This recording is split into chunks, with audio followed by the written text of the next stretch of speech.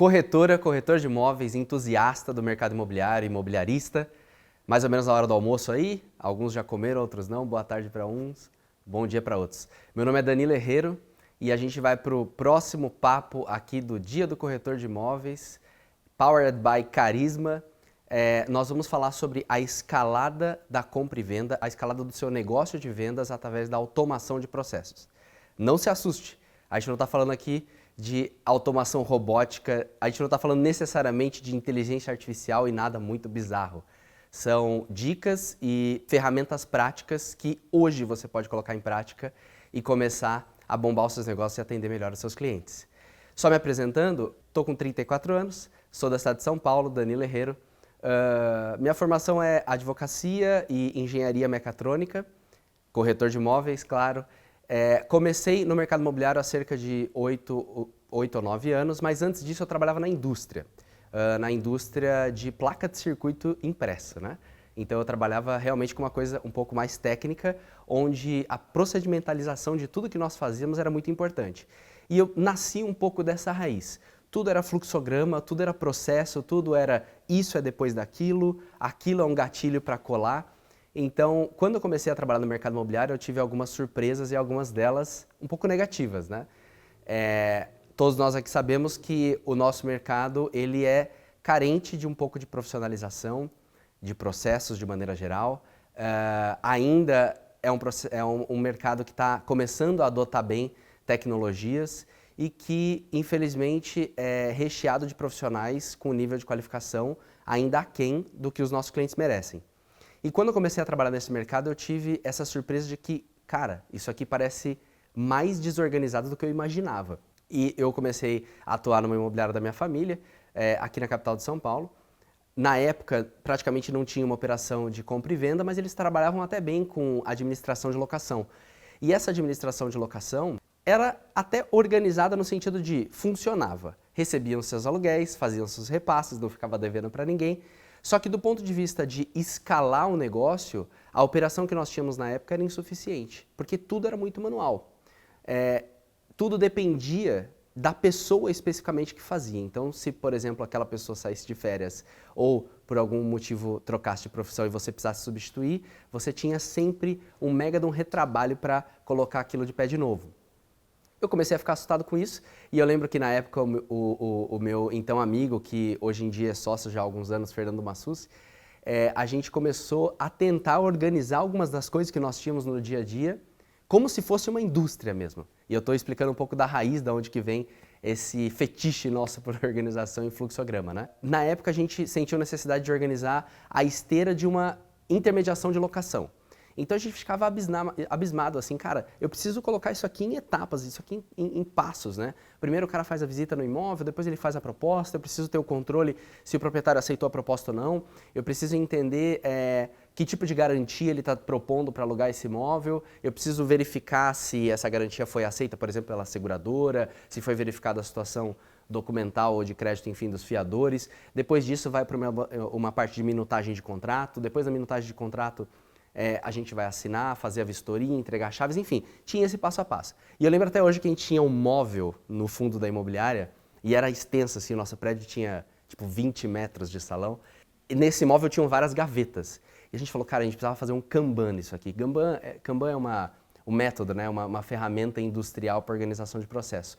E aí cada gavetinha do móvel era uma etapa dessa esteira. E nós pegamos umas bolinhas amarelas, verde e vermelha e a gente usava essas bolinhas do lado de fora da gaveta e colava para marcar se o caso estava em verde, ou seja, está tudo bem, se estava em amarelo, um ponto de atenção, se estava vermelho, que era ferrou, né? Então, no começo era assim. E o grande ponto que eu vou talvez lhes dizer é que muitas pessoas se preocupam com se eu for tentar estruturar um processo para fazer isso, uma metodologia, um fluxograma, eu provavelmente vou falhar, porque eu não sei fazer. Pô, eu vou precisar ligar para alguém, eu vou precisar copiar alguém que fala, eu vou precisar contratar uma consultoria. Calma, começa pelo simples, porque mesmo os processos que parecem muito sofisticados, no final das contas, ele tem microfalhas ali, e tudo bem. Com certeza, estruturar o processo mesmo que de uma forma não super sofisticada, é melhor do que talvez o que você esteja fazendo hoje, que é fazer sempre novamente, criar sempre um novo processo todas as vezes, né? Aquela frase do Schopenhauer, quando se vê a vida nos mínimos detalhes, tudo parece ridículo. Então, olhando de fora, as coisas parecem lindas. Mas mesmo quando você vai numa empresa que parece super profissional e você começa a entrar no detalhe, detalhe, detalhe, lá, na operação da coisa, tem um monte de falha. E ok, macroscopicamente vai funcionar. Então não se preocupe se você tiver essa sensação de, isso não é pra mim, etc. Voltando lá, a gente começou, lá na época, a estruturar isso nesse móvel e a gente foi, claro, melhorando esse processo. Eu tenho um viés um pouco também de engenharia mecatrônica, engenharia robótica, um pouco de bagagem de programação. E sempre que a gente tinha oportunidade, a gente se perguntava, isso aqui a gente tem que transformar num fluxograma, tem que transformar numa automação de processo. E a gente veio sofisticando isso, sofisticando isso. Essa empresa, na época, se chamava Chavante Imóveis, depois nós convertemos a rede Remax, então hoje eu sou broker da Remax Chavante. Estamos em agosto de 2022 e a Remax Chavante tem em torno de 65 corretores associados. Então, por conta dessa crescente estruturação da esteira dos processos em sistemas, em softwares, etc., em meados de 2021 ali, acabou surgindo uma empresa separada, uma spin-off, que se chama PipeMob, que está aí no mercado até hoje. Então, é uma startup com o objetivo de procedimentalizar a esteira de compra e venda. Então, organizar os processos da esteira de compra e venda, tanto para os corretores de imóvel quanto para as imobiliárias. Então, o meu dia a dia é, no final das contas, modelar processos e transformá-los em um sistema para facilitar a vida de todo mundo. Lembre-se, a necessidade de se fazer algo urgente geralmente decorre de você não ter planejado algo. Geralmente a gente apaga fogo porque a gente não tem as coisas sob controle, não tem os processos bem estruturados. E é isso que a gente vai falar um pouco para tentar evitar aqui. Eu vou dividir o nosso papo em alguns tópicos. Vamos para o primeiro deles. Primeiro, eu quero falar sobre metrificação e metas de maneira geral. Gente, essa história todo mundo já ouviu falar, só que a verdade é que pouca gente tira do papel. Todo mundo fala, todo empresário sabe disso, todo corretor de imóveis, corretora de imóveis é um empresário, ele é uma pequena imobiliária dentro de si mesmo. Todo mundo sabe que você tem que ter meta clara, né? E quando a gente fala de meta, a gente está falando de estabelecer onde a gente quer chegar exatamente e quando a gente quer alcançar aquilo. Claro, tem que ser algo atingível, só que também desafiador do ponto de vista de números, né? De grandeza de números. Só que muito pouca gente tira isso do papel. O meu vô tinha uma expressão para isso, para de perfumar bode, para de enrolar. Simplesmente pega uma folha em branco, não precisa fazer nada sofisticado no primeiro momento. Pega uma caneta, pensa em quais são as metas que você quer atingir para o próximo trimestre, para o próximo ano e próximo 3 anos, e escreva. Escreva. Aí eu dou uma dica. Eu faço muito isso, parece uma coisa boba, mas para mim faz toda a diferença. Acho que todo mundo tem um WhatsApp consigo mesmo, né? Aquele monólogo ali, você fica mandando mensagem para você mesmo como se fosse um jeito de lembrar das coisas. Faça isso através de um grupo. Crie um grupo com mais uma pessoa, com você e mais uma pessoa, e tira essa pessoa do grupo, vai ficar só você no grupo. A descrição do grupo, coloca as suas metas pessoais. Para mim, isso é um jeito muito bobo de você olhar para ela o tempo inteiro. Cara, se você perguntar quais as suas metas, Danilo, para esse trimestre, para esse ano, quais as metas da sua empresa, eu sei de cor como se eu soubesse a data do meu nascimento. É impressionante, eu sei os meus números. Se eu vou conseguir atingi-los ou não, é outros 500. São os 500, mas o ponto é, tenha metas claras. As metas têm a ver com o seu principal item do seu negócio, né? A gente está aqui principalmente falando para corretoras e corretores de imóveis, então vamos segmentar aqui, por exemplo, para compra e venda. Óbvio que você vai querer ter metas que dizem respeito ao seu faturamento, a quantos imóveis você vendeu, por exemplo, só que para ter essas metas de fim, é interessante também que você tenha metas de meio. O que eu quero dizer com metas de meio? Para que eu venda um imóvel, 2 imóveis por mês, eu preciso ter conseguido tirar 3, 4 propostas no mês. E para isso, eu tenho que ter feito com potenciais demandantes 10, 15 visitas. Então você precisa ter esse funil mais ou menos escrito. No começo da carreira talvez você tenha um pouco de dificuldade de deduzir quais números são razoáveis. Sente com alguém mais experiente, com seu gerente, com seu supervisor, gestor, seu broker, para tentar validar se os números que você está escrevendo fazem sentido. Isso é importante no começo, mas no final das contas, só escreva e deixe num lugar de fácil acesso para você ver o tempo inteiro. Gente, metrificar é uma coisa muito importante. Eu comento sempre com a nossa equipe uma coisa, sempre uma piada dizendo o seguinte, cara, se você quer emagrecer, qual a primeira coisa que você tem que fazer?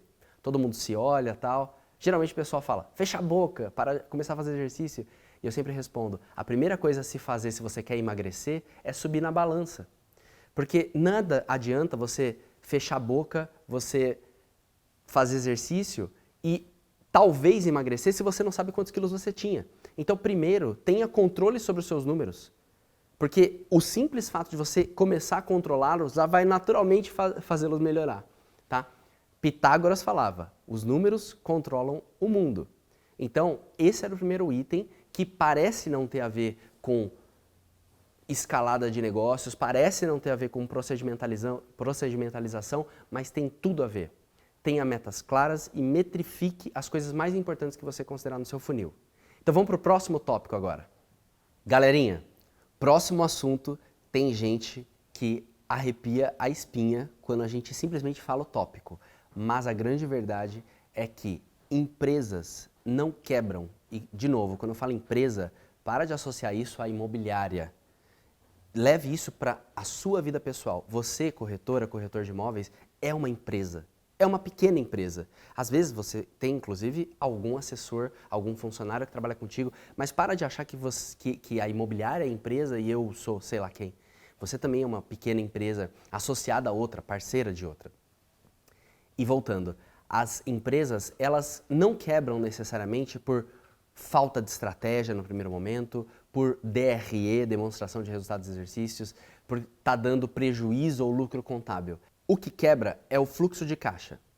Tenho contas para pagar e não tenho dinheiro. E essas coisas que eu não estou conseguindo pagar hoje vão vir na minha garganta e uma hora eu explodo. O fluxo de caixa te quebra. E aí eu vou dar uma dica para que você procedimentalize a sua operação financeira, separando no tema empresa corretor de imóveis e no tema empresa imobiliária. Primeiro, corretor de imóveis. Entenda que você é um empresário, entenda que você tem um negócio. E assim como qualquer negócio, é fundamental que você faça uma separação da sua vida financeira pessoal da sua profissional. No primeiro momento você pode imaginar, mas eu por enquanto não me considero com negócios e volume de, enfim, clientes ou faturamento suficiente que justifique eu ter uma pessoa jurídica constituída, a inscrição de um empresário individual, uma conta corrente de pessoa jurídica. Não se preocupe com isso. Vamos, pelo menos do ponto de vista operacional e de processo, atuar como se tivéssemos uma empresa separada da nossa vida pessoal. Sabe como fazer isso de um jeito bastante simples? Tenha uma conta corrente, pode ser um banco digital, simples, que não tem taxa. Tenha uma conta corrente que você vai usar só para os seus negócios imobiliários. Então vamos supor, você tem lá a sua conta clássica que você usa para a sua vida, né? Você tem lá um Nubank, um Itaú, Bradesco, seja lá o que for. E você tem uma conta que você não está usando muito, que é uma conta fácil de usar, que não tem cesta, etc. Se você não tiver, convenhamos, gente, hoje em dia em 10 minutos você cria uma conta bancária, né? Esta outra conta, decida que ela é a conta da sua empresa, do seu negócio imobiliário. Se o seu João, você tem o João, eu sou corretor de imóveis, e você tem o João Corretagem Imobiliária Eireli LTDA, sei lá. Finja que isso é a sua empresa e essa conta corrente vai ser a conta que você vai usar para operar o seu negócio imobiliário. Quais são as despesas dessa empresa? Você eventualmente, de vez em quando, vai fazer um cartão de visita, vai fazer uma placa personalizada para o seu imóvel, vai investir no impulsionamento de um post no Instagram, no Facebook, etc. Essas não são despesas da sua vida pessoal. Essas são despesas da sua operação imobiliária, do seu negócio. Então, isso deve ser pago por esta conta que você separou para fazer isso. Caiu uma comissão, ela não é um faturamento da sua pessoa física, ela é um faturamento da sua empresa. Peça para a imobiliária ou para o seu proprietário, seja lá quem vai pagar essa comissão, depositar isso na conta que você está usando para operar o seu negócio imobiliário. E aí você diz o seguinte, mas é uma operação muito simples. O que isso tem a ver com a minha vida pessoal? Gente, sabe o que um sócio recebe em termos de dinheiro da empresa na qual ele atua? Se ele trabalha para a empresa, ele recebe uma coisa chamada prolabore. Prolabore é o salário de um empregado da empresa que por acaso é o sócio. Então, é interessantíssimo do ponto de vista de processo financeiro que você determine quanto você precisa, no mínimo, para viver por mês.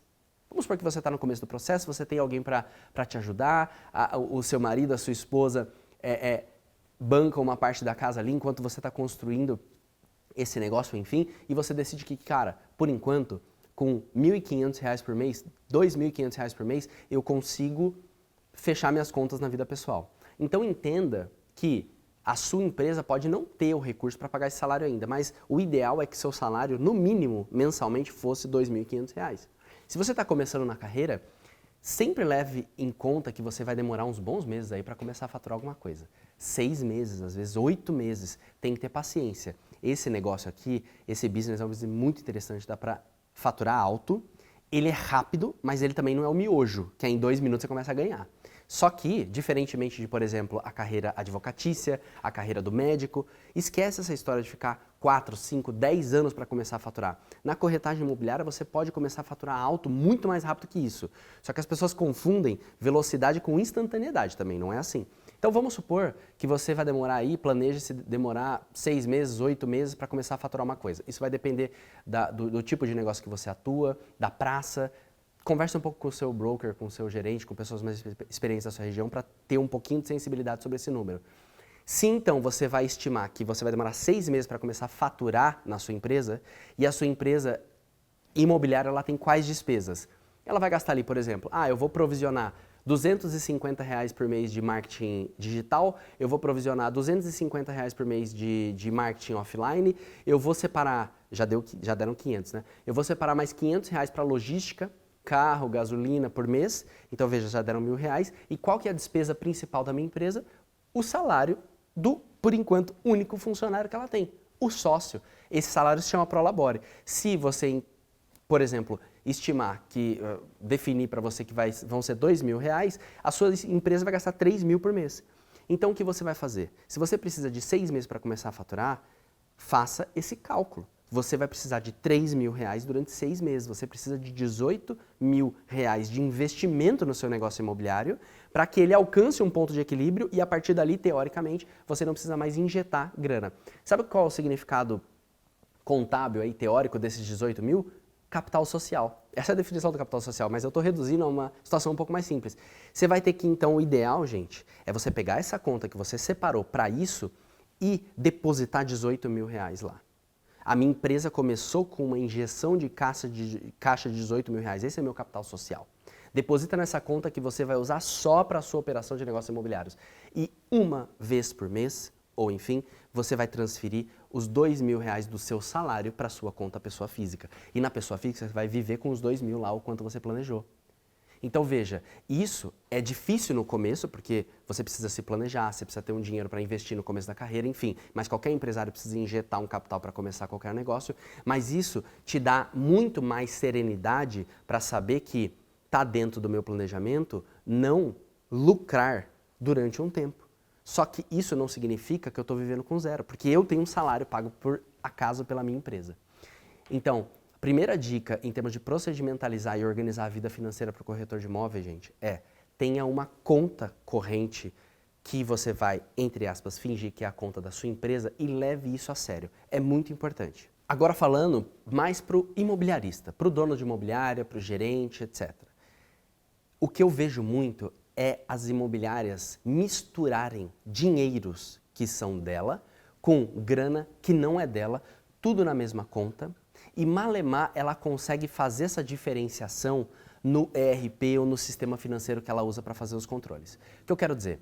Uma imobiliária típica ali que tem uma certa operação de intermediação de locação, de vendas e administração de locação, aí a coisa se torna mais complexa ainda do ponto de vista de controle financeiro. O que acontece? Ela tem lá uma conta corrente que ela usa, uma, duas, enfim, e dentro daquela conta caem os aluguéis que são pagos pelos inquilinos, caem as comissões de compra e venda, as comissões de locação, cai eventualmente o ressarcimento que um comprador te fez, porque você eventualmente pagou, por exemplo, uma despesa no cartório para ele. E o que acontece é que ali no bolo, você olha para sua conta corrente, eu tenho R$ 10.000 na conta corrente da empresa, eu tenho R$ 100.000, 350, enfim. Você não consegue ter certeza, bater no olho ali, de o que daquele dinheiro é seu da empresa e o que daquilo ali não é seu. Isso acontece muito, por exemplo, com calção pecuniária, né? Ou seja, é o famoso depósito. Os inquilinos vão depositando as calções e muitas vezes isso fica em favor, né, ou sob custódia da imobiliária.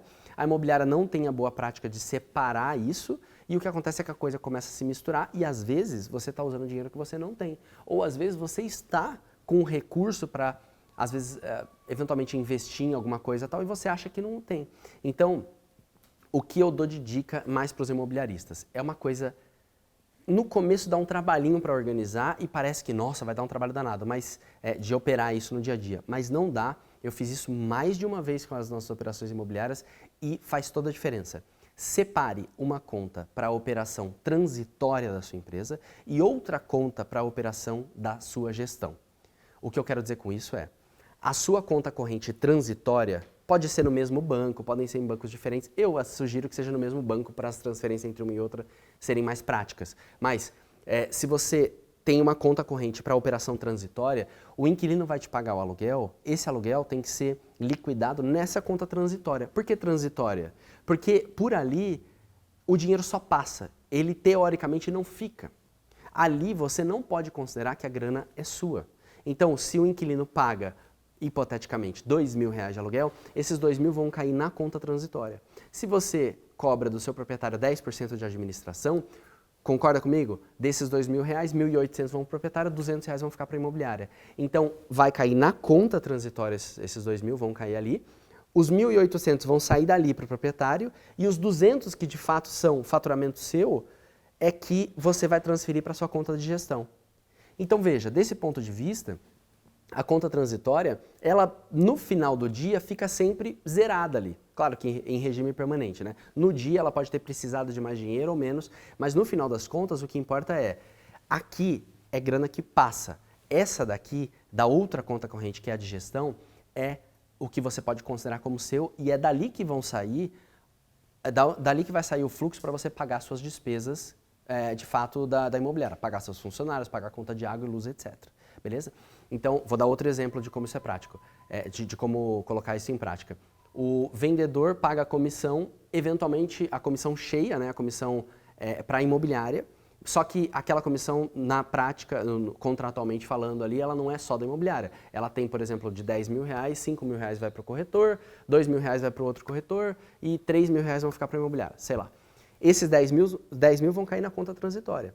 Dessa conta transitória, 5.000 vai para o corretor A, 2.000 vai para o corretor B e os 3.000 que são da imobiliária vêm para a conta de gestão.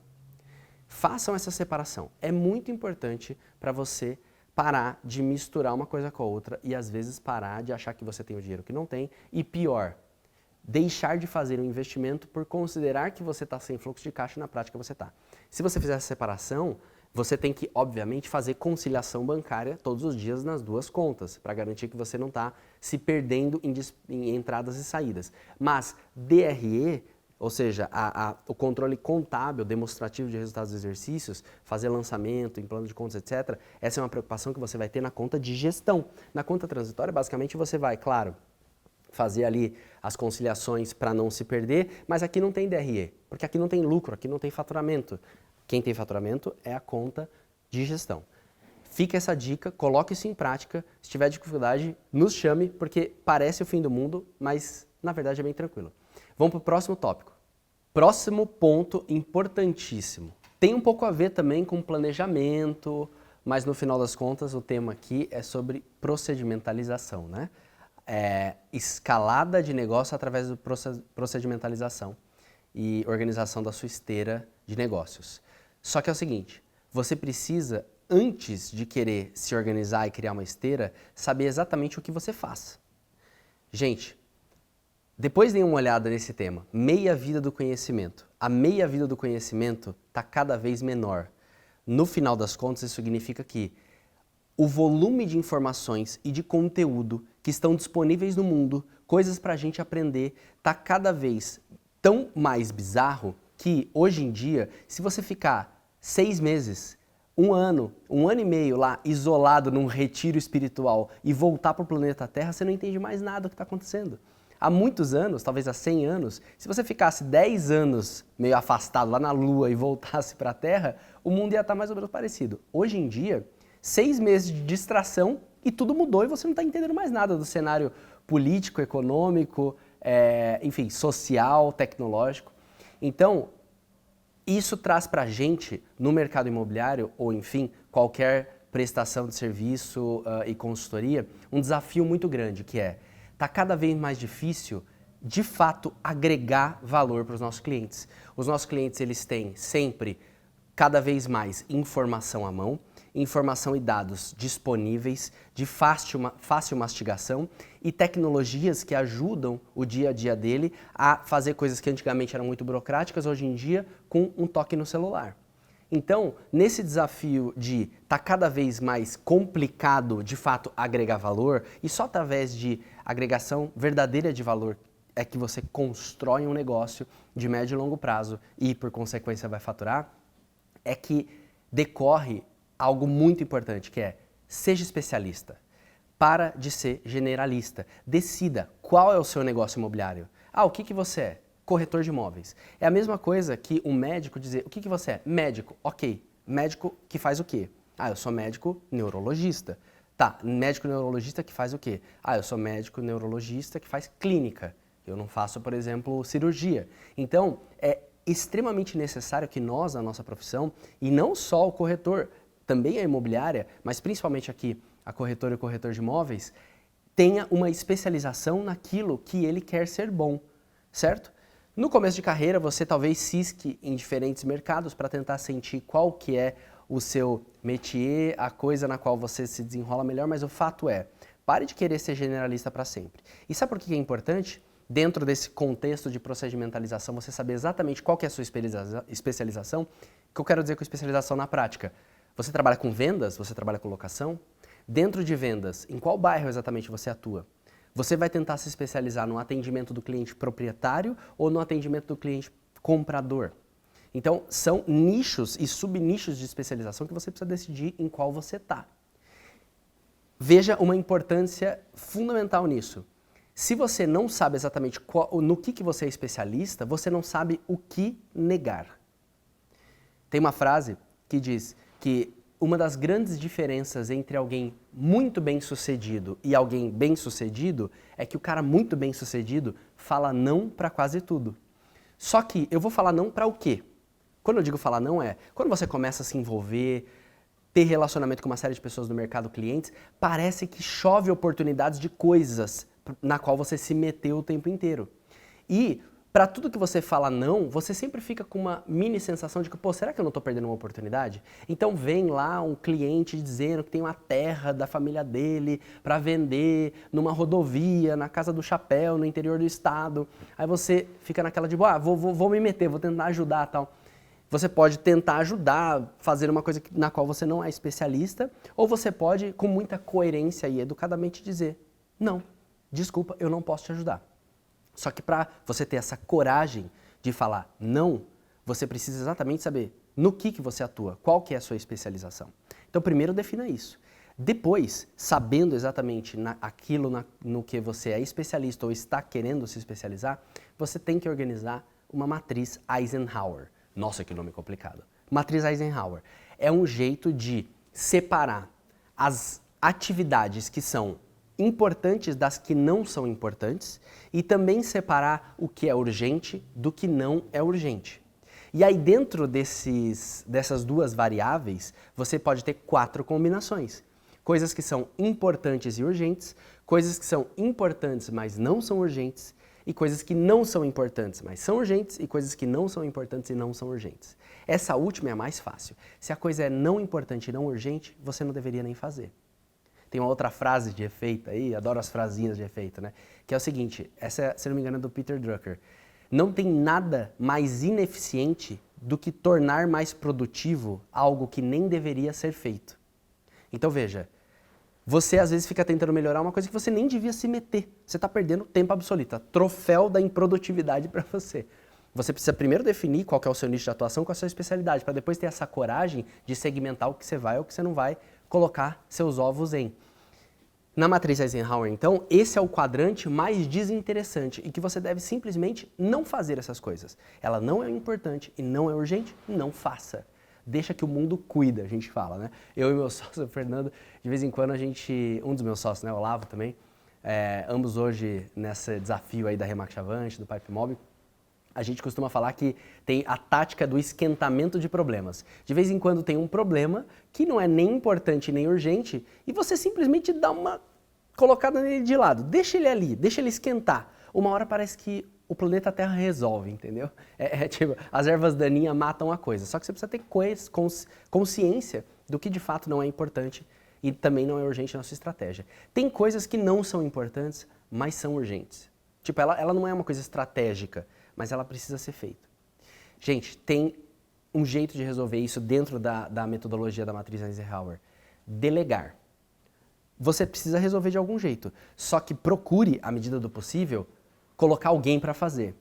E aí você pode estar se questionando, pô, mas ele está colocando esse discurso como se eu tivesse funcionários, colaboradores, pessoas em quem eu mando, entre aspas, e não é minha realidade, eu sou corretora de imóveis, eu sou corretor de imóveis, estou começando. Calma. Quando a gente fala de delegação, a gente não está falando de delegação para alguém que é, entre aspas, subordinado. Você pode muito bem delegar aquilo para um parceiro, certo? Alguém que você já está acostumado a fazer uma parceria, inclusive sua própria imobiliária. Então, eu vou dar um exemplo. Se você está associado a uma imobiliária que tem essa política de ser uma espécie de birô de prestação de serviço para corretores, e eventualmente você tem uma sessão de fotos agendada no imóvel e você tem um problema ali que cheguei na porta do imóvel e não abre o imóvel, deu pau na fechadura, ou seja lá o que for, e eu tenho um problema que é urgente, porque o fotógrafo vai me cobrar a sessão de fotos, eu não tenho o que fazer, o proprietário tá louco da vida, porque eu tô falando que eu perdi a chave, etc, etc. Ou seja, é uma questão urgente. Mas é importante, é estratégico, nossa, vai mudar minha vida? Não.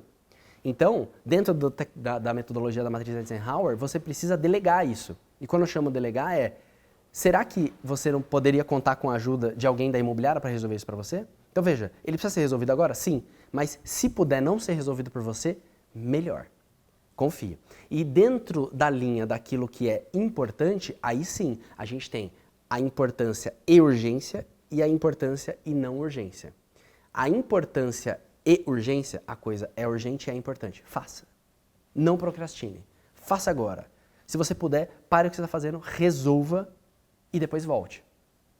E o outro item, esse é o item que as pessoas menos executam, eu diria. Primeiro é o item de falar não para o que ele deve falar não. Mas esse também infelizmente, mosca branca no dia a dia e rotina dos profissionais, que é, se a coisa é importante, mas ela não é urgente, não simplesmente guarde na sua gaveta e deixe no seu subconsciente, pô, eu preciso resolver isso. Gente, pegue o seu celular, abra a sua agenda e crave um dia e um horário no qual você vai resolver aquilo.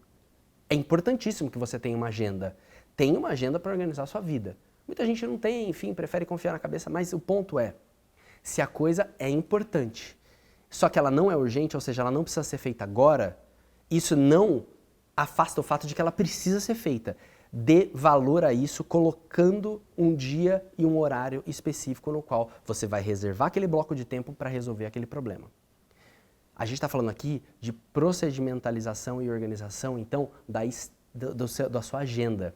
No tema anterior, nós tínhamos falado de procedimentalização e organização da sua vida financeira, tanto imobiliária quanto imobiliarista. Mas agora, do ponto de vista de agenda, eu nem estou falando sobre time blocking, né, bloco de tempo, eu nem estou falando sobre quantos por cento do seu tempo você deve alocar como outra atividade, isso pode ficar para um próximo papo. Eu estou falando sobre priorização e dar valor para aquilo que realmente vai fazer diferença na sua estratégia. Deem uma lidinha com mais profundidade, se tiverem oportunidade, nesse conceito. Matriz Eisenhower. E vamos para o próximo tópico agora. Galera, agora é o seguinte, é muito comum que, por mais que a sua vida não seja entediante, ou seja, cada dia é uma coisa diferente, é uma situação atípica, é um cliente que está falando uma coisa para você que você nunca ouviu na vida, isso acontece. A nossa profissão, corretor de imóveis, é uma coisa bastante complexa e, inclusive, parece uma mistura de uma série de profissões muitas vezes, né? A gente é um pouco psicólogo, um pouco advogado, um pouco contador, economista, consultor, conselheiro de família. E o ponto é é complexo e novas coisas surgem todos os dias. Mas eu tenho certeza que tem um pilar de coisas que você meio que faz ou precisa resolver com muita recorrência. E eu estou dizendo tanto você, corretor, corretora de imóveis, quanto a própria imobiliária.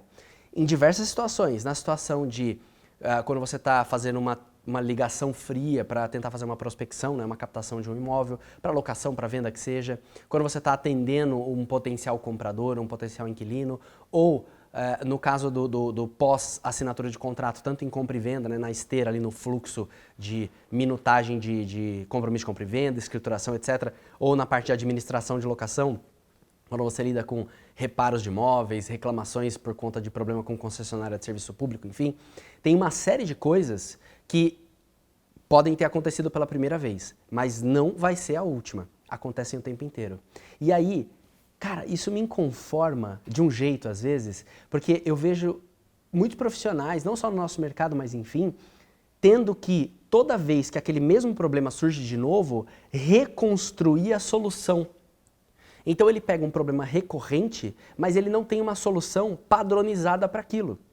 E nem sempre a super padronização é só boa. O que eu estou falando aqui não é nos tornar um robô. Tipo, se veio isso, eu devolvo aquilo. Se veio essa situação, eu devolvo essa resposta. Não é isso necessariamente.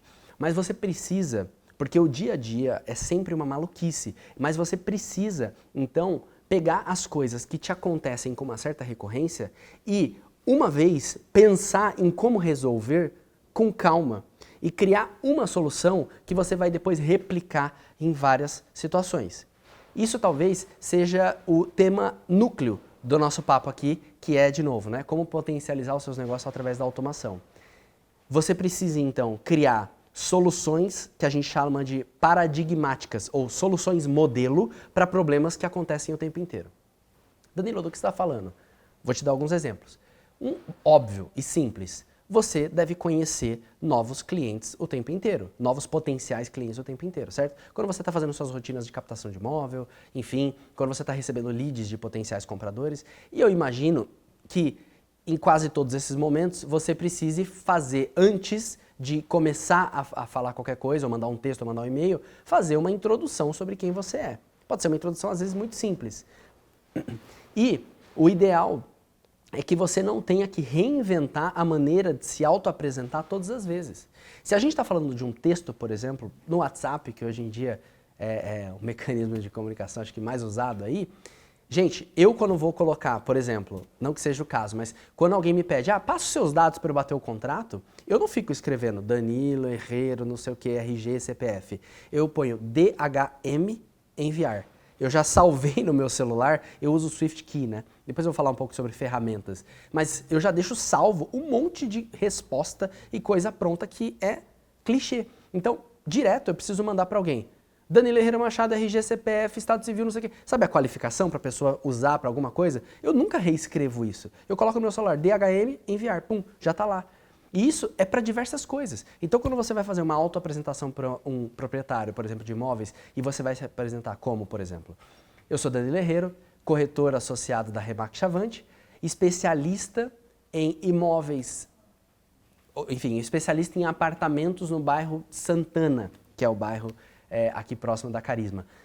Bairro de Santana. Você precisa, basicamente, já ter isso pronto e sempre responder de todo jeito. São essas micro coisas que fazem com que o seu dia de trabalho se torne muito mais eficiente e que a solução que você está dando para cada um dos problemas seja melhorada conforme você precisa fazer isso pela segunda, terceira, quarta vez. E pensando mais no dia a dia do negócio em si. Então, só para fechar isso, tenha uma autoapresentação, por exemplo, pode ser um dossiê. Um dossiê seu, um livrinho que explica um pouco sobre a sua história, o porquê você é uma boa opção para esse cliente. Deixa isso pronto, você vai ter o trabalho de fazer isso uma vez. Depois, em todas elas, só vai replicar, entregar seu dossiê, pode ser um documento em PDF, digital, enfim. Tá? Então, preocupe-se em fazer uma vez direito, pensando, planejando, para depois só replicar. Eu vou dar outros exemplos. Em compra e venda de imóveis, por exemplo, quem trabalha com isso há algum tempo sabe que alguns problemas são típicos.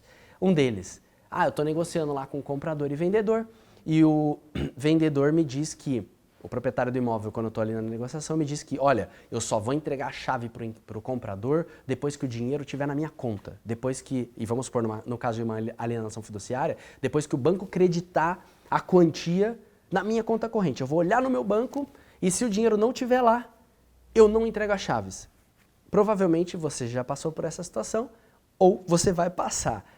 Isso não é a regra geral. A regra geral, juridicamente falando, etc., é que a posse do imóvel seja entregue para o comprador à medida que interpartes haja a transferência de propriedade. Ou seja, no momento que se assina a escritura pública ou o contrato de financiamento. Só que no caso de venda financiada, por exemplo, só fazendo um parênteses, quando se assina ali o contrato de financiamento, o vendedor ainda não tem acesso ao dinheiro. Ele vai ter esse acesso ao dinheiro dali 15, 20 dias. Então, é uma discussão que é recorrente. O corretor sempre tem que lidar com esse conflitinho dentre outros.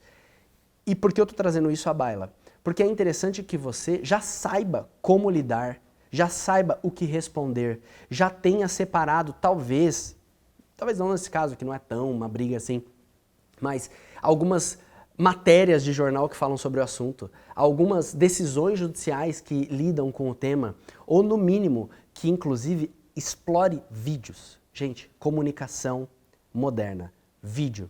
Grave pequenos vídeos para explicar coisas que você precisa explicar o tempo inteiro. O cara te manda aquela dúvida, devolve com um vídeo que você já gravou uma vez só.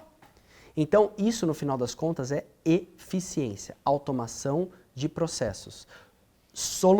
Replicação da mesma solução com problemas que são recorrentes.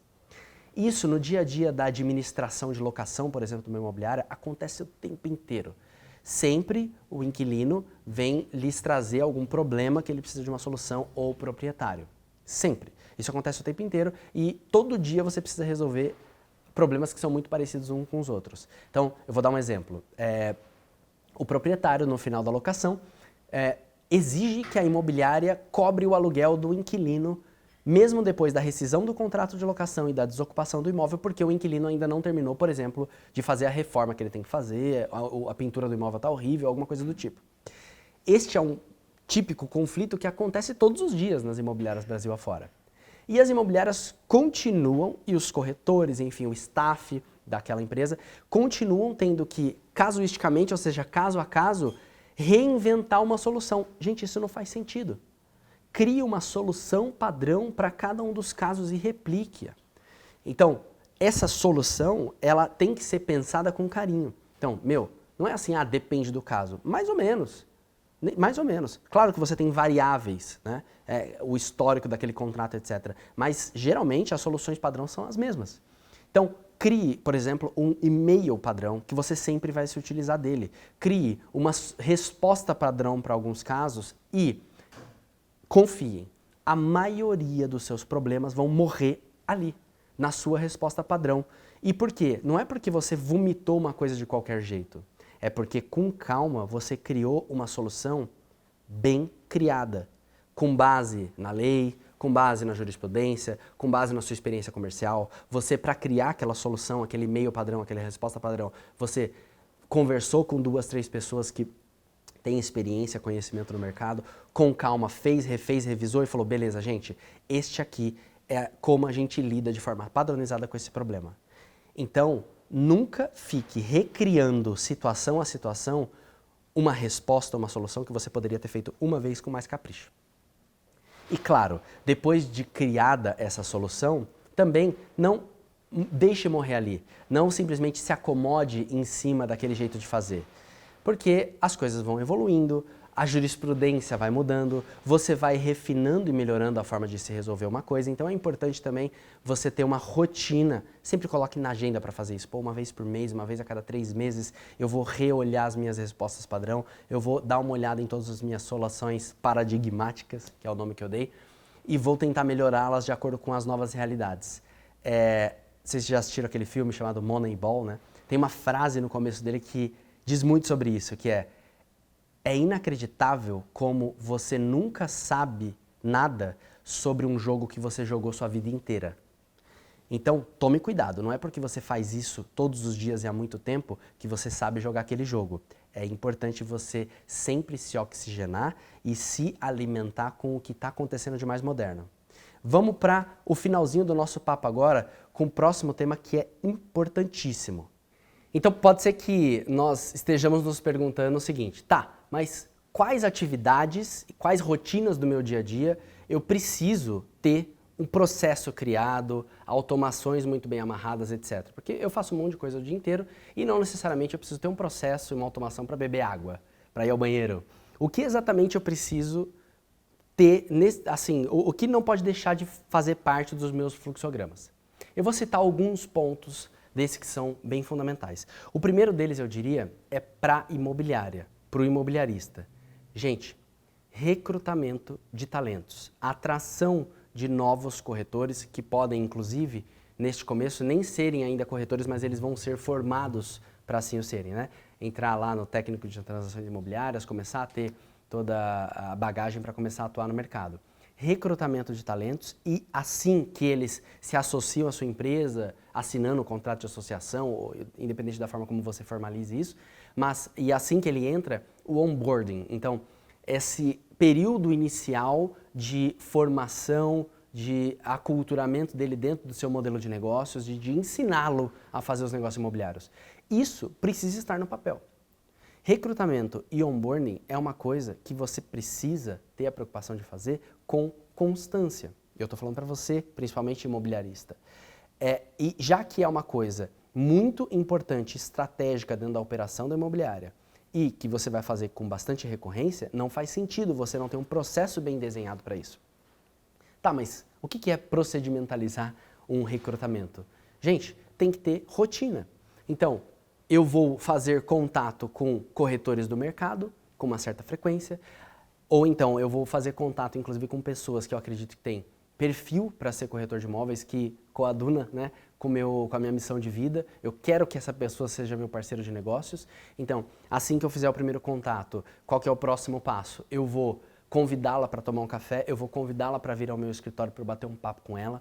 Assim que eu bater esse papo com ela, no qual, por exemplo, eu vou apresentar a minha missão empresarial e como eu posso ajudá-la a chegar em algum lugar, tentar entender o momento de vida dessa pessoa, porque a gente está aqui falando sobre o seu momento de vida ter a ver com o como a minha empresa pode te ajudar. Depois de entender tudo isso, eu vou deixar ele para casa e não vou esquecer de enviar algum material que resuma a minha empresa, enviar 2, 3 videozinhos ali curtos que eu tenha no YouTube que fazem um fechamento, né, dessa conversa que nós tivemos. Então, isso é criar um processo, colocá-lo no papel.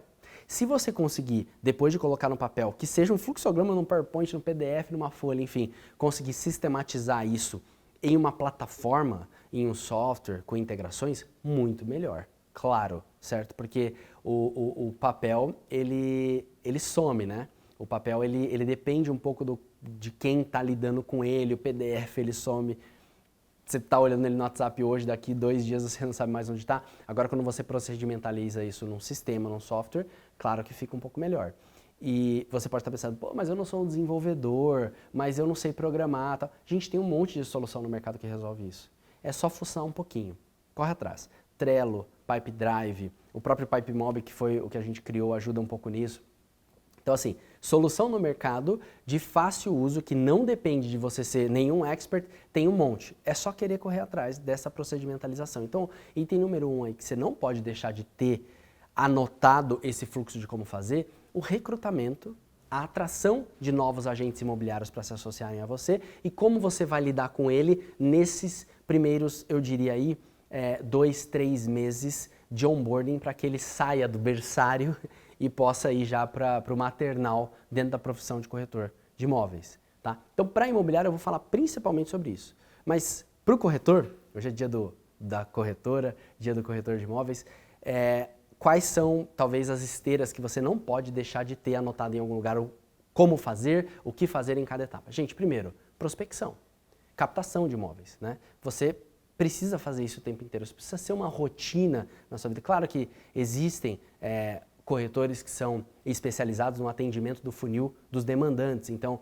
raramente esse cara vai correr atrás de novas captações, né, de incrementar o seu estoque. Mas eu imagino que na maioria dos casos as imobiliárias incentivem a captação como um pilar dessa construção do negócio imobiliário, do corretor e da imobiliária, enfim, e em sendo essa uma atividade que você vai fazer com constância, você precisa ter um processo, você precisa ter um passo a passo de como fazer. É até, de certa forma, parecido com o que a gente estava falando para o imobiliarista que precisa procedimentalizar o recrutamento de corretor. Esse cara precisa, entre aspas, recrutar proprietários de imóveis para confiarem o seu produto a ele. Então, existe um processo que você precisa ter bem escrito para tornar ele cada vez mais eficiente e de maior qualidade. Eu vou fazer o meu primeiro contato, após o primeiro contato eu vou mandar o meu dossiê sempre, necessariamente, para este proprietário. Eu nunca vou esquecer de, por exemplo, pegar o e-mail desse proprietário para começar a alimentar uma lista de mailing list, que eu vou semanalmente, por exemplo, mandar, né, um outbound marketing, que a gente fala, mas um e-mail recorrente, fazendo comercial meu, fazendo comercial da minha empresa, falando um pouco, trazendo conteúdo do mercado imobiliário para esse cara, porque por mais que ele não tenha eventualmente se tornado meu cliente, eu vou fazer questão de estar na cabeça dele e quando ele precisar, eu quero que ele lembre do meu nome um dia. Então, veja, eu estou aqui no primeiro contato com esse cara que nem é meu cliente, nem meu proprietário ainda, mas eu já peguei o e-mail dele, já alimentei uma base minha de marketing recorrente.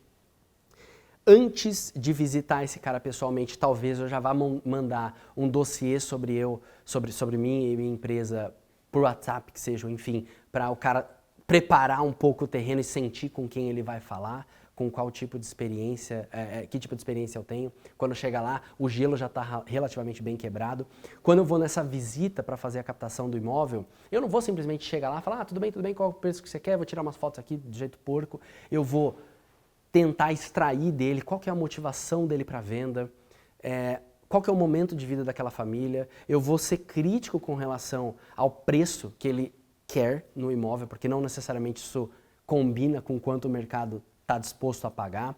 Eu vou andar pelo imóvel fazendo críticas, não no sentido negativo, mas fazendo observações inteligentes sobre as funcionalidades que aquele imóvel tem, que aquele condomínio tem.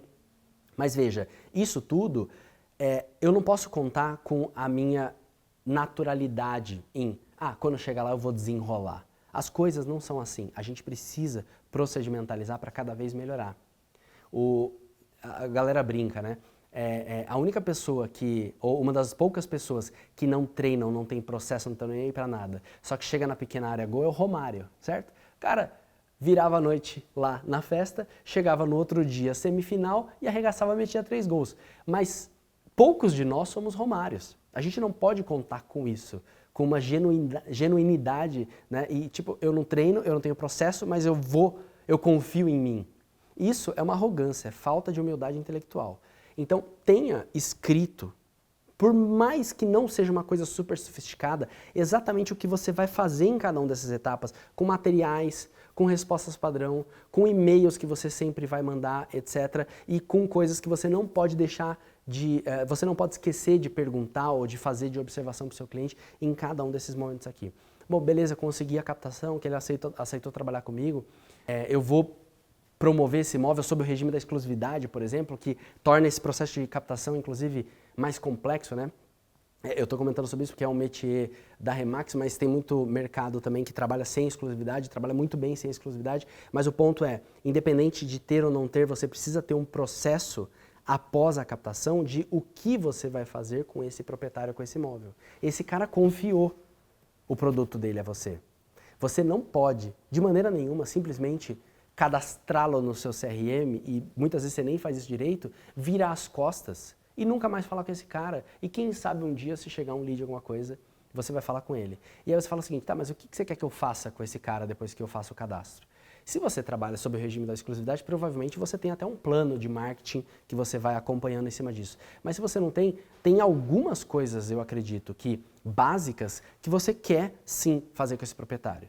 Você precisa ir esquentando a maturidade para se vender esse imóvel ao longo do tempo. E tudo isso tem que estar procedimentalizado. Eu vou dar um exemplo. Depois de eu captar o imóvel, eu quero necessariamente falar com esse proprietário, por mais que seja captação aberta ou sei lá, uma vez por mês. Eu não quero esquecer disso. Gente, se você quer fazer isso e não quer esquecer, simples, coloque na sua agenda.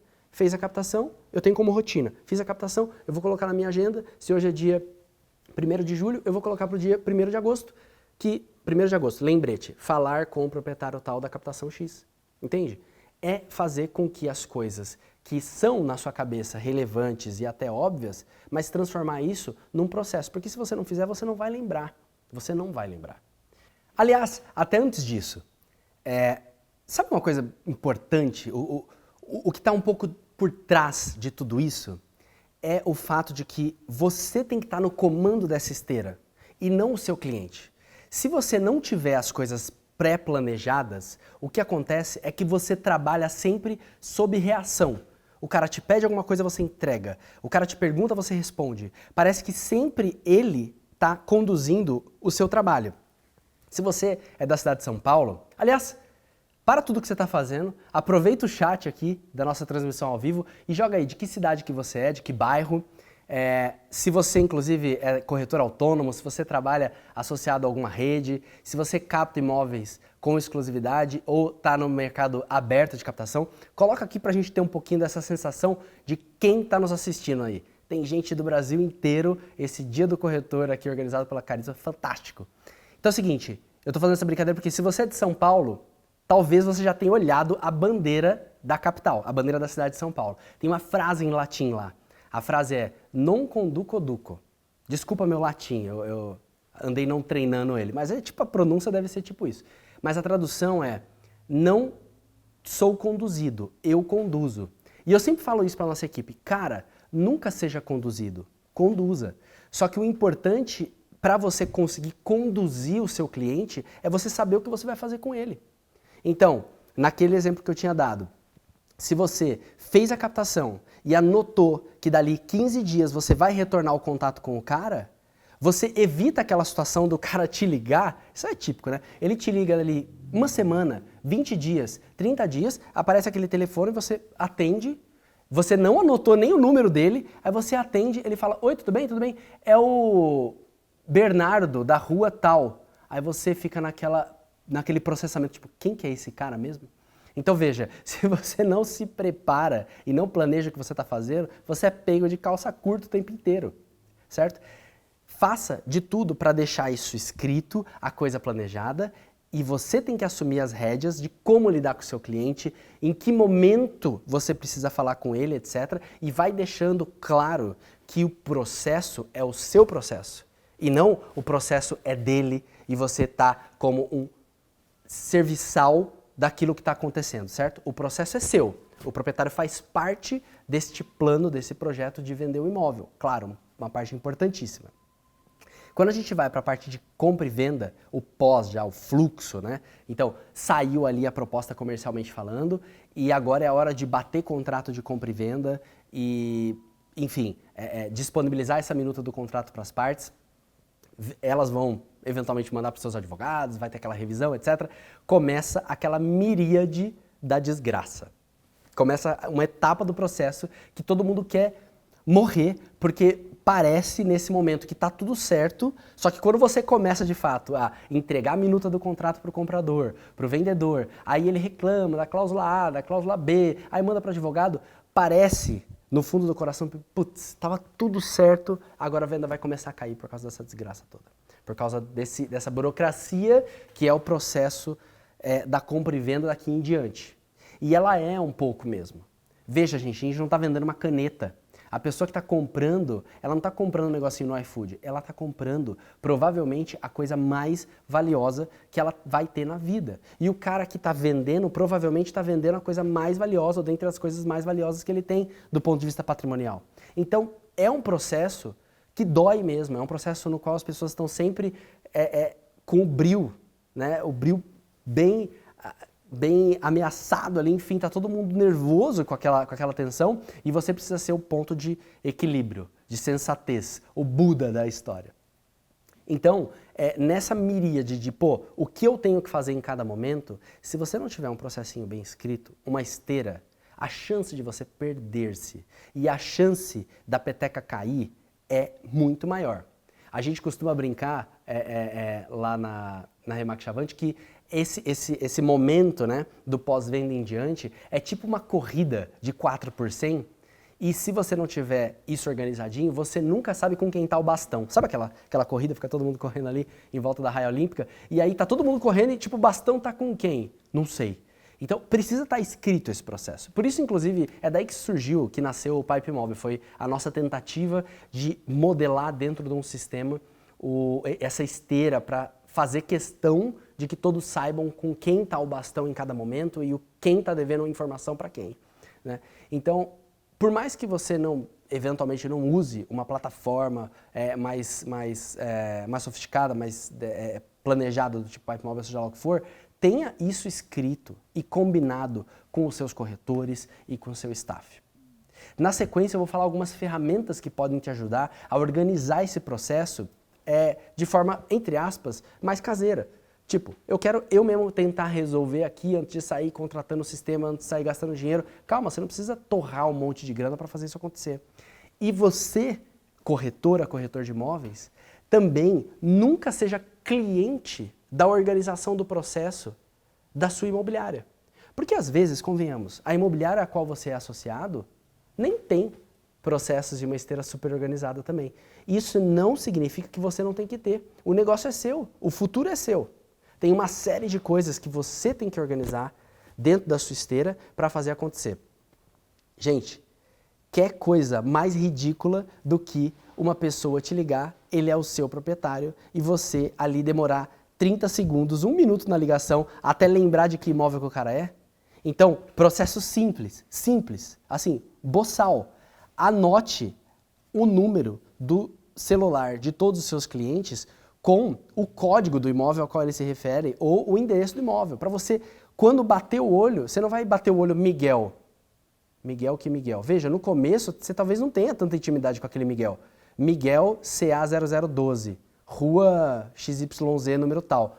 Ah, de cara você já atende a ligação com um mega de um contexto do que aquilo é. Você tá vendo que são coisas bobas de fato, assim, e que fazem diferenças e trazem uma maior eficiência no seu dia a dia? Só para terminar essa parte do fluxo de compra e venda, então, você precisa, corretor também, não fique sendo refém do processo e da esteira da imobiliária. É importante que você tenha esse passo a passo de coisas que são fundamentais, que não se deixe para depois. Quer ver um exemplo? Conferência de débito de consumo, tipo água, luz e também de IPTU e condomínio. Gente, todo corretor sabe que antes de concretizar uma compra e venda, você precisa dar uma olhada se existe débito de água, de luz, de condomínio, de IPTU sobre aquele imóvel, porque senão depois BO, né? Depois BO. O comprador vai descobrir que tinha, você está ali no meio, você tem responsabilidade civil, etc. Todo mundo sabe que tem que fazer essa conferência. Isso precisa estar dentro do processo. Precisa estar dentro do seu fluxo ali. Pô, neste momento, aí vai depender um pouco da dinâmica do seu negócio, mas a maioria das imobiliárias ou dos corretores vão preferir fazer isso antes da assinatura do compromisso de compra e venda. Você precisa ter lá um checklist, né? Uma lista de, olha, não posso deixar de conferir A, B, C, D e E. Inclusive, vou aproveitar essa transmissão para disponibilizar aqui através do chat ou na descrição, nos comentários do vídeo, alguns exemplos desses fluxos para vocês. Porque de fato no começo é difícil você construir isso sozinho. Pô, nunca fiz uma compra e venda na vida, então eu nem sei dizer exatamente o que não pode ser esquecido, enfim. Eu vou entregar um pouco desse material para vocês, mas não seja simplesmente alguém que pega um negócio, não interpreta e usa. Dá uma lida nele e vai adaptando com a sua realidade, tá? Importantíssimo, além de saber, claro, assim, o quão fundamental é a estruturação desse processo, é usar-se das ferramentas adequadas. E ferramentas tem diversas. Se você não tomar cuidado, a sua vida vira uma colcha de retalhos, de softwares, de aplicativo, aí daqui a pouco você, para fazer isso eu controlo aqui, para fazer isso eu controlo acolá, aí eu tenho um aplicativo para anotar as minhas tarefas mais urgentes, aí eu uso a agenda do Google para não sei o quê, isso eu faço no e-mail, isso eu faço no caderninho, isso eu não faço em lugar nenhum, você começa a se perder, cara. Vira assim uma zona a sua vida. Então é importante você escolher conscientemente as ferramentas mais assertivas para o seu momento de carreira. Então agora a gente vai listar um pouquinho algumas ferramentas que você não pode deixar de ter. Pega um papel e uma caneta e na hora vá implementando elas. Olha só, eu vou falar rapidinho aqui 6 ferramentas. Vou separar de 2 em 2. 2 muito simples, que você vai começar a usar agora, rapidinho. 2 de nível médio e 2 mais hard ali, mais pro cara 4.0 que já quer dar uma sofisticada um pouco melhor. Vai anotando, ó, as 2 fáceis. Gente, WhatsApp, e-mail, enfim, comunicação por celular, a comunicação escrita é a que principalmente a gente faz hoje em dia, né? A maioria de nós. Você precisa de uma ferramenta que te ajuda a corrigir redação, a prever o texto que você está escrevendo, a ter atalhos para você escrever uma frase, coisas que você sempre precisa escrever. Os celulares aí, Android, iOS e tal, já tem softwares nativos que fazem isso. Mas tem um bem interessante que eu deixo a dica, chama SwiftKey. Tá? As coisas são meio em inglês de vez em quando, a gente vai colocando aqui na descrição do vídeo para depois você não se perder. SwiftKey é uma ferramenta gratuita, muito simples de usar e que te ajuda a criar atalhos para a escrita, ele te ajuda a corrigir redações e ele deixa a sua comunicação mais fluida, com menos erros e bem mais rápida. Anota aí, SwiftKey, começa a usar isso hoje. Ele é muito louco porque ele integra com seu e-mail, suas redes sociais e ele começa a entender como que você se comunica e aprende com o seu tipo de escrita. SwiftKey. Segunda, também bastante simples, mas muito útil para você, na sua pessoa física aí, você corretor, corretora, e para a empresa também nem se fale, é Linktree, tá? Linktr.ee. Depois a gente vai deixar o link aqui para vocês. O Linktree é basicamente uma árvore de links, modelos, ou um jeito fácil de achar URL, de achar endereço na internet ou arquivo. Então, uma coisa muito comum no dia a dia da nossa operação imobiliária é tipo assim, o corretor está lá, ele fala com o gerente dele, com o gestor, com o broker, com o colega. Meu, você tem aí um modelo de documento de renúncia de direito de preferência para eu mandar para o inquilino? Você tem aí o link lá daquele site que faz não sei o quê. Você tem aí o link da prefeitura onde emite a certidão negativa do IPTU. Essas perguntas é o dia inteiro, entendeu? Então o que você faz? Tudo que você usa com frequência, com uma certa, enfim, recorrência, coloque numa árvore de links. No Linktree você faz isso. Você coloca o nome daquilo, né? Então, por exemplo, emissão de certidão negativa de débitos do IPTU. Você coloca isso e aí atrás, quem está configurando o Linktree é super simples de mexer, gente. Corretor, faça isso, é muito simples, vai mudar a sua vida. Você vai parar com esse negócio de, onde estava mesmo? Onde estava aquele modelo? Onde estava aquele site? O cara, quando clica, ele vai abrir o link. E se for um arquivo, também é muito simples, porque você vai subir esse arquivo que você quer num Google Drive, né, num cloud qualquer, ele gera um link daquele arquivo e aí você coloca esse link ali. Então você pode usar o Linktree também como um repositório de modelos de documentos. Beleza? Então esses são super simples, dá para você começar a usar agora, SwiftKey e Linktree. Agora falando dos médios, dando um passo acima, subindo um pouco o degrau de dificuldade, mas não ache que essas coisas são complexas de começar a usar. De verdade, gente, é só você começar a mexer um pouquinho ali, você vai ver que as coisas são mais práticas do que parecem. Vou citar 2 ferramentas de nível médio. O primeiro, muita gente usa, e quem não usa, provavelmente está perdendo mais tempo do que deveria.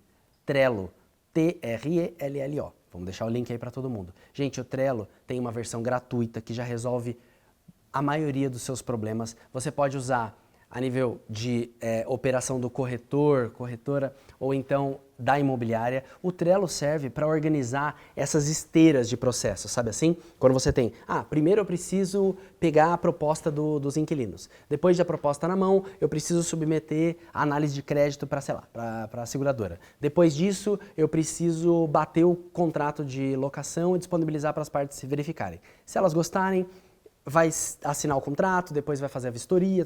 Sabe quando você tem essas esteirinhas assim em vários, né, várias caixas dentro da sua operação imobiliária? Isso o Trello faz. Ele organiza, você configura lá as coluninhas e aí cada card que ele chama é um negócio, é um cliente, é um imóvel e você vai movendo ele de cenário e fazendo uma série de anotações do que está acontecendo para você não se perder, anexando o arquivo, etc.